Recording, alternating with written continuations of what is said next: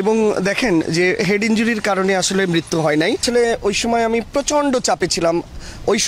ওই সময়টা কেমন গেছে, আপনারা দেশের অবস্থা টালমাটাল ছিল, সরকারও খুব অ্যাগ্রেসিভ ছিল, আমাদের বারবার প্রেশার দেওয়া হচ্ছিল যে যেন যে কোনোভাবে আমি না দেখাই। কিন্তু আমি আমার দিক দিয়ে আসলে খুব অনড় ছিলাম। আমার প্রশাসনও, আমার কলেজ প্রশাসন আমার পক্ষে ছিল, যার কারণে আমি যেটা পেয়েছি সেই রিপোর্টই দিয়েছি। তারা আসলে কি বলতে চেয়েছিল, কি চাপ কি ধরনের? আসলে তারা রিপোর্টটা আসলে তারা যে কোনোভাবে আসলে টেম্পারিং করতে চেয়েছিল, যেটা যেন মানে এমনভাবে দেখায় যেন এটা আসলে হেড ইনজুরি কিংবা অন্য কিছু হয়ে থাকে, কিন্তু এটা হয় নাই। আমরা যেটা পেয়েছি সেটাই দিয়েছি। এবং দেখেন যে হেড ইনজুরির কারণে আসলে মৃত্যু হয় নাই। হেড ইনজুরি লেসারেশন আছে, তবে মাল্টিপল প্লেট শরীরের বিভিন্ন অংশে ঢুকে তার ইন্টারনাল হেমোরেজ হয়েছে এবং স্ট্রাকচার ড্যামেজ করেছে, যার কারণে আবু সাঈদের মৃত্যু হয়েছে। এটা আমি আমার পোস্টমর্টম রিপোর্টে সুনির্দিষ্টভাবে উল্লেখ করেছি।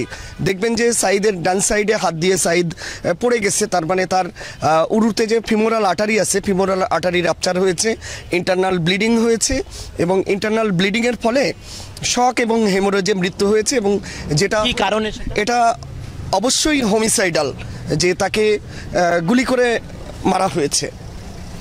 সরাগুলিতেই ইন্টারনাল হেমোরেজ হয়েছে এবং ইন্টারনাল স্ট্রাকচার ড্যামেজ হয়েছে, যার কারণে মৃত্যু হয়েছে।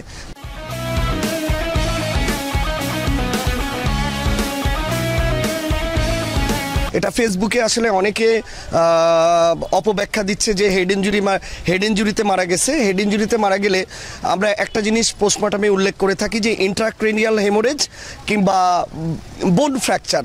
সাঈদের ক্ষেত্রে এই দুইটা কোনোটাই নাই এবং আমি কোথাও উল্লেখ করি নাই।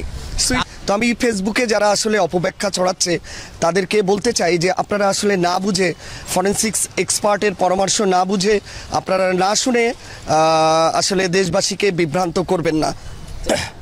আবু সাঈদ যখন মারা গেলেন, মারা যাওয়ার পর প্রথমে সুরুথাল রিপোর্ট প্রস্তুত হয়। সেই সুরুথাল রিপোর্ট যখন প্রস্তুত করলেন, সেখানে প্রত্যক্ষদর্শী নির্বাহী ম্যাজিস্ট্রেট এবং এসআই দুজনের উপস্থিতিতে সুরথালে দুজনেই বললেন তার শরীরের কোথাও ঝাঁঝরা গুলি চিহ্ন পাওয়া গেল না, মাথায় আঘাত পাওয়া গেল।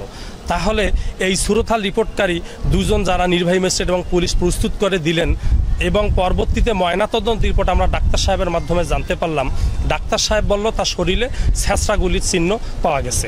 তাহলে একজন নির্বাহী ম্যাজিস্ট্রেট উনি কিংবা এসআই ওনারা যখন আবু সাঈদকে সশরীরে দেখলেন, ওনারা এতগুলো গুলি লাগলো আমরা আপনাদের মাধ্যমে, মিডিয়ার মাধ্যমে আমরা জানতে পেরেছি, আমরা দেখেছি যে তার শরীরে কতগুলো গুলি করা হয়েছে।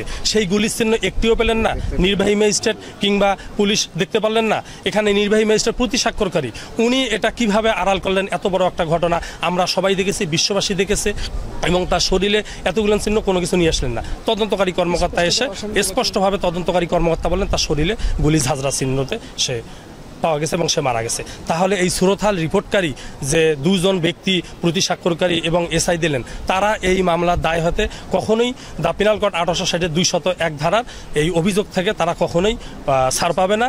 এবং আমাদের তদন্তকারী কর্মকর্তার নিকট আমাদের জোর দাবি যে এই 201 ধারায় এসআই কিংবা নির্বাহী ম্যাজিস্ট্রেট বা এর সঙ্গে যদি অন্য কেউ জড়িত থাকে, তাহলে 201 ধারা অভিযোগে আনয়ন করে এই অত্র মামলায় জড়িত করার জন্য জোরালো দাবি জানাচ্ছি তদন্ত।